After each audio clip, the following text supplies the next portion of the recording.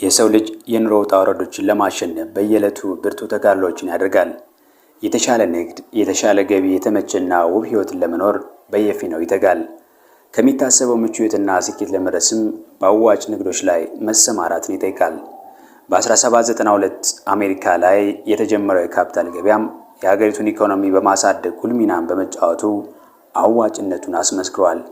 ይህ ካፒታል ገበያም አዋጭ ሆኖ በመገኘቱ በኢትዮጵያ በሰኔ ወር 2013 ዓ.ም በህዝብ ተወካዮች ምክር ቤት ጸድቋል። ታዲያ ስለዚህ አዋጭ የካፒታል ገበያ ማወቅ ያለብንን ቁልፍ ጉዳዮች እነግራችኋለሁ። አብራችሁን ቆዩም። የመጀመሪያው የካፒታል ገበያው ባለስልጣንን ማወቅ ነው። የካፒታል ገበያውን ደህንነት ለመጠበቅ ፍትሃዊነትን ለማረጋገጥና ተሳታፊዎችን ለመቆጣጠር የኢትዮጵያ ገበያ ባለስልጣን ኃላፊነቱን ወስዷል። ሁለተኛም ስነ ሰነደ መዋዕለ ንዋይ ገበያ ነው። በዚህ የገበያ እንቅስቃሴ ላይ የአክሲዮን ግብይቶች ወይም ስቶክ ኤክስቼንጅ ይካሄዱበታል።